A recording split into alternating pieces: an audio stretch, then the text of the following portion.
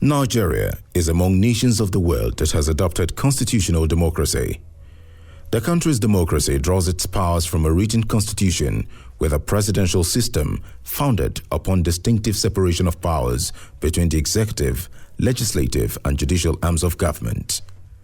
Since the Second Republic, Nigeria has been grappling with inability to organize free, fair, and credible elections in which the people can exercise their power to determine who leads them.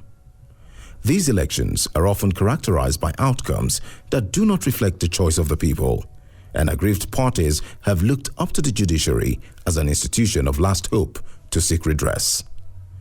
It does appear the judiciary had always resolved presidential election disputes in a way that stunted democracy. Records show that all cases are decided in favor of the government in power. Many cases are dismissed on technical and procedural rules without consideration of the merits. Misuse of the substantial effect rule to uphold defective elections. Recently, the Nigerian judiciary has come under scathing criticism for the way it handles election petitions. The brazen removal of former Chief Justice of Nigeria, Walter Onoge, and the swift appointment of Justice Tanko Muhammad as the acting CJN cast doubt on the commitment to the rule of law in Nigeria and, by extension, the integrity of the judiciary. It is a notorious fact that the Supreme Court has the final say on presidential election disputes. That is why the timing of the CJN's replacement is suspect. The president's move can be interpreted as a calculated attempt to gain some electoral advantage when election petitions between him and the main opposition party end up in the Supreme Court. There are genuine concerns of calculated court packing, and this remains a threat to the independence of judges. Nigerians are worried that the federal government is exploiting its powers to appoint cronies, or at least sympathetic individuals, into judicial offices against the stipulated procedure as enshrined in the rules guiding the process.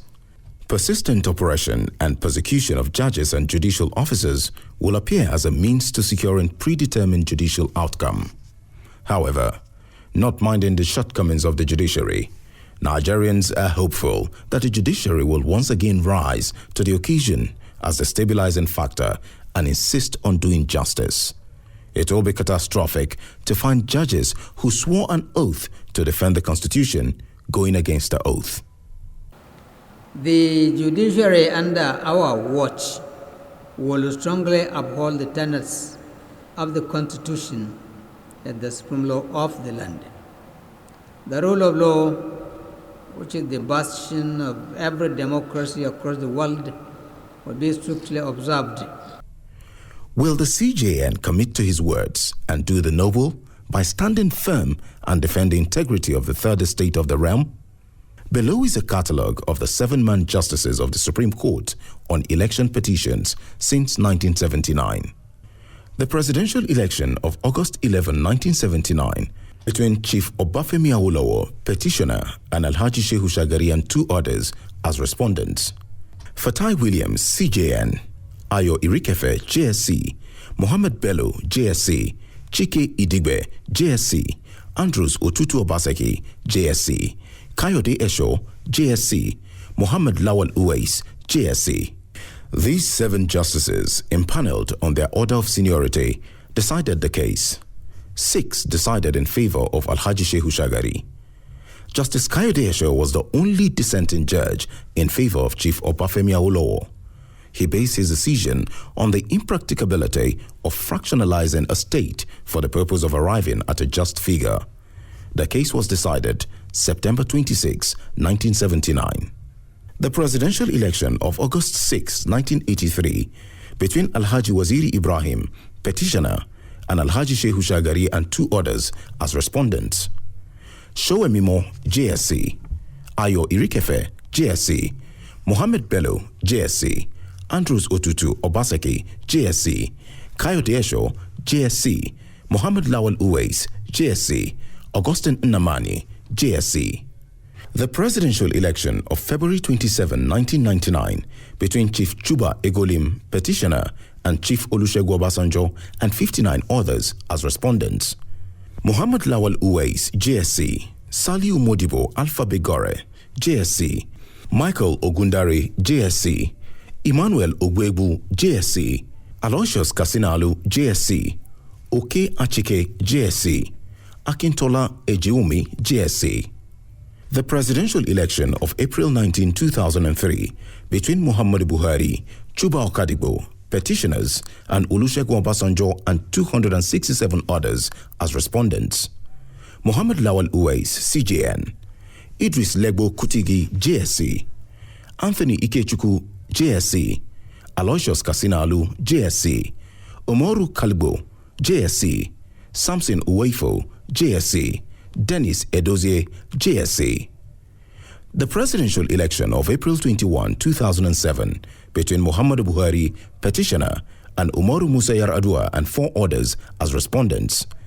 Idris Legbo Kutigi, CJN, Aloysius Kasinalu, JSC, Nikki Toby, JSC, Dahiru Mustafa, JSC, George Adeshola Oguntade, JSC, Aloma Mariam Mukhtar, JSC, Walter Nkanu Onoge, JSC.